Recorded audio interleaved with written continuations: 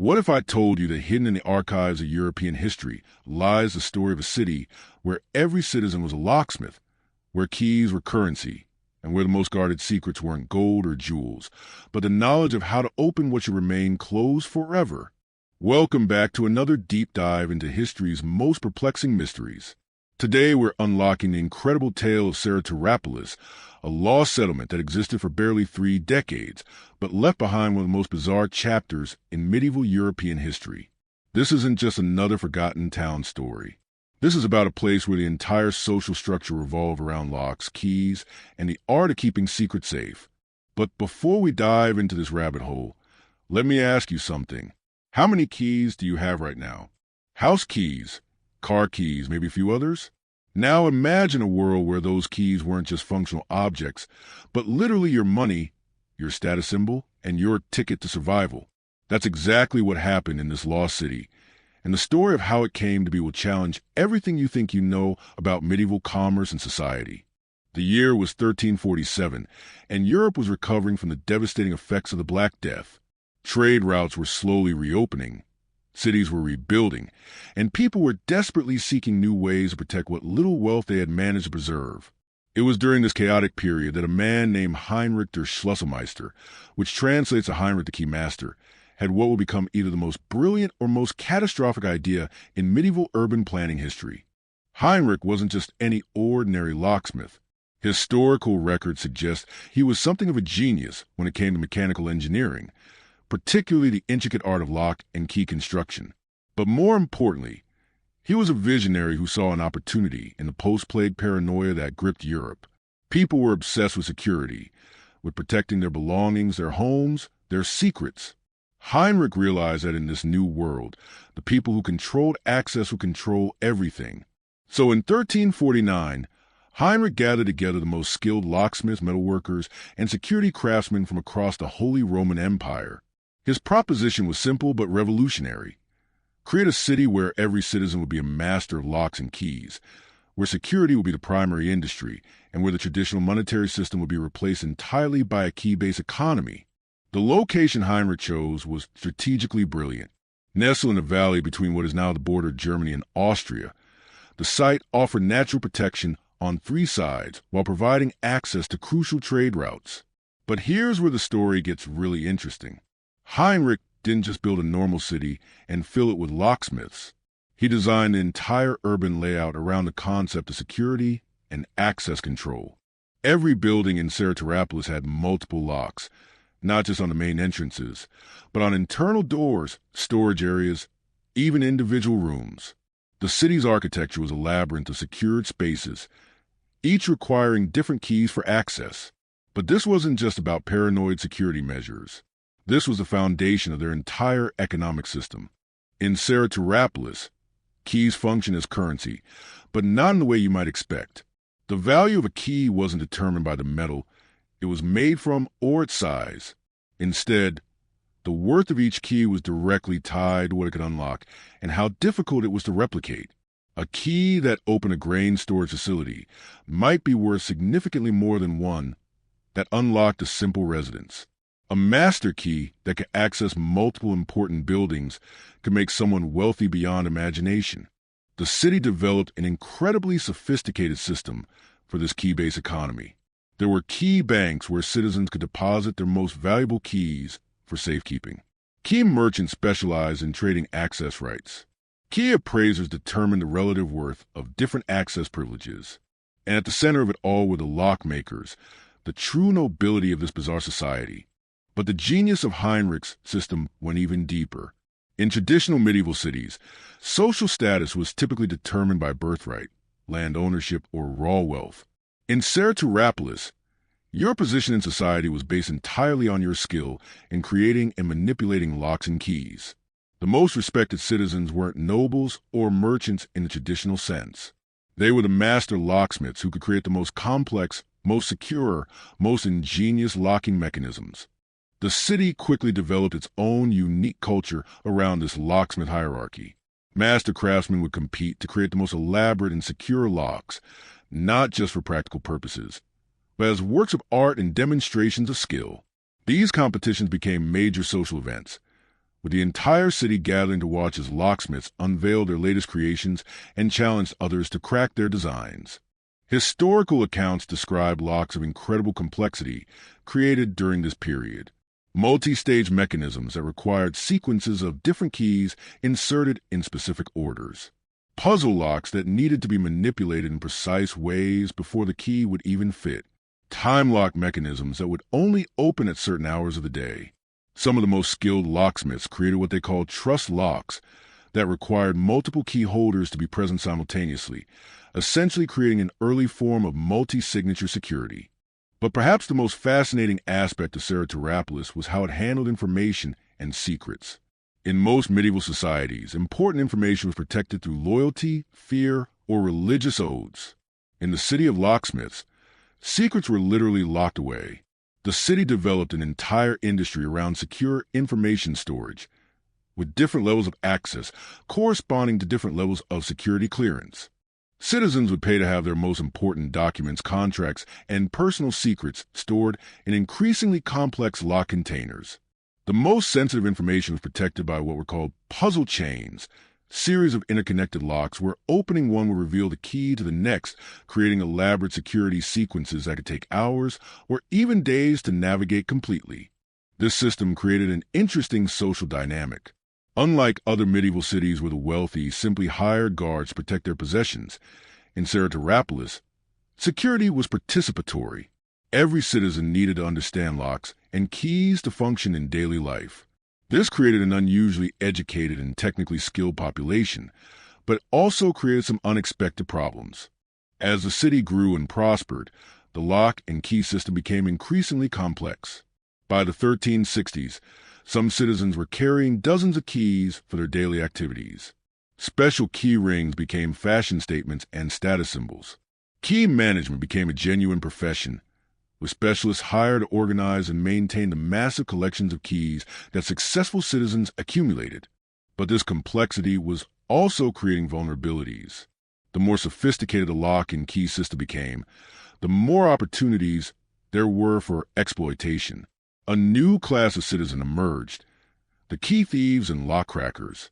These individuals specialized in bypassing the security systems that the city had built its entire economy around. The city government, composed entirely of master locksmiths, responded by creating increasingly elaborate security measures. They established the key guard, a police force whose primary job was protecting the integrity of the key-based economy. They created legal frameworks for prosecuting key-related crimes. They even established what might be the world's first security research department, tasked with staying ahead of those who would try to exploit the system. For nearly 2 decades, this bizarre experiment in locksmith governance actually worked remarkably well. Trade flourished as merchants from across Europe came to Saratorapolis seeking the most advanced security solutions available. The city became renowned for producing locks and keys of unmatched quality and complexity. Wealthy nobles and merchants would commission elaborate security systems from Saratorapolis craftsmen, paying premium prices for the peace of mind that came with truly impenetrable protection. The city's reputation grew to almost legendary status. Stories spread across Europe of a place where secrets could be kept absolutely safe, where the most valuable possessions could be protected by mechanisms so complex that even their creators needed detailed instructions to operate them. For people living in an age of constant warfare, political instability, and social upheaval, Saratorapolis represented the ultimate solution to their security concerns. But success bred its own problems. As the city became more famous and more wealthy, it attracted the attention of exactly the kind of people who specialized in taking things that were supposed to be secure. Master thieves, con artists, and security experts from across the continent began arriving in Saratorapolis, not as customers, but as competitors and threats. The 1370s marked the beginning of what historians now call the Great Lock War of Saratorapolis. This wasn't traditional military conflict, but rather an escalating battle between the city's locksmith defenders and an increasing number of sophisticated attackers. Each side continuously developed more advanced techniques, creating an arms race between security and infiltration that consumed more and more of the city's resources and attention. During this period, some of the most ingenious security devices in medieval history were created. Master locksmiths developed locks that would destroy their contents if tampered with incorrectly, self-resetting mechanisms that would change their combinations after each use. Even early mechanical computers designed to generate random key sequences. But for every new security innovation, the attackers seemed to develop countermeasures almost as quickly. The psychological toll of this constant security battle began affecting the entire population. Citizens became increasingly paranoid and suspicious. The collaborative culture that had made the city successful started breaking down as people became afraid to share information or techniques that might be used against them. Trust, which had been the foundation of their complex key-sharing economy, began to erode. By 1375, the situation had become critical. The city was spending enormous resources on security measures, but the attacks were becoming more frequent and more successful.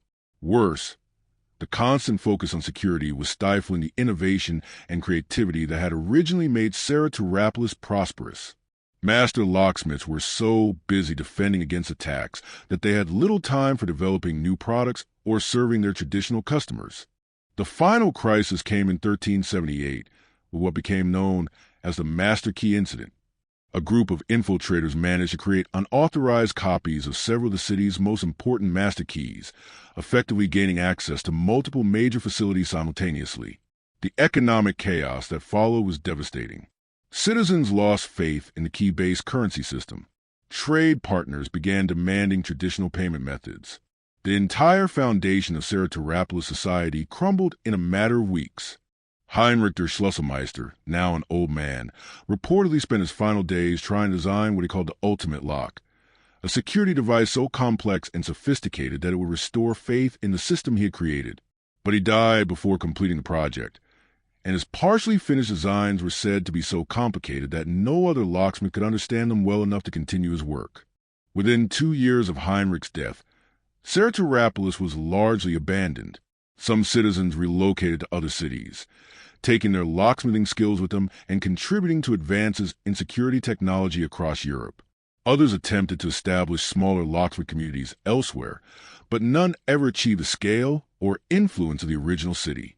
The physical remains of Saratorapolis were gradually reclaimed by nature. The elaborate lock and key mechanisms that had once been the city's pride were stripped for scrap metal or left to rust. By 1400, only foundations and partial walls remained of what had been one of medieval Europe's most unusual urban experiments. But the story doesn't end there. In recent decades, archaeological expeditions have uncovered fragments of some of the incredible mechanical devices created in Saratorapolis. These discoveries have revealed levels of technological sophistication that were remarkable for the 14th century. Some of the locking mechanisms found in the ruins incorporate principles that weren't rediscovered by mainstream engineering until centuries later. More intriguingly, historical researchers have found evidence that knowledge and techniques developed in Saratorapolis influenced security and mechanical engineering across Europe long after the city itself was gone. Many of the advances in clockwork technology, mechanical computing, and precision metalworking that emerged during the Renaissance can be traced back to innovations originally developed by the master locksmiths of this lost city. Perhaps most fascinating of all, some historians believe that certain secrets of Saratorapolis were never lost, but were deliberately preserved by surviving master locksmiths and passed down through secret guilds and societies. There are tantalizing references in various historical documents to Saratorapolis methods being used to protect valuable information and objects centuries after the city's abandonment. The tale of Saratorapolis challenges our understanding of medieval society and economy in profound ways. It demonstrates that even in an age we often think of as primitive or backward, there were people capable of imagining and implementing radically innovative social and economic systems. It shows how technological advancement could drive social change, but also how the same innovations that create prosperity can ultimately lead to destruction if they're not carefully managed. The lost city of keys also serves as a cautionary tale about the relationship between security and society. The citizens of Saratorapolis achieved levels of physical security that were unmatched in their time, but in doing so, they created a culture of paranoia and mistrust that ultimately destroyed the very thing they were trying to protect. Their story reminds us that absolute security and social cohesion might be fundamentally incompatible goals. Today, as we grapple with our own questions about digital security, privacy, and the balance between protection and accessibility, the story of Sarah Tarapolis feels remarkably relevant. Like the master locksmiths of Heinrich City, we're constantly trying to stay ahead of those who exploit our systems. Like them, we sometimes find that our security measures create as many problems as they solve. The next time you use a key, remember the lost city where keys were everything: currency, status symbols, and the foundation of an entire civilization. Remember Heinrich der Schlüsselmeister and his dream of a perfectly secure society. And remember that sometimes the most ambitious experiments in human organization leave behind lessons that are far more valuable than anything they were originally trying to protect. The locksmith's tale of Sarah Tarapolis may be over, but the questions it raises about security, society, and human nature remain as relevant today as they were more than 6 centuries ago.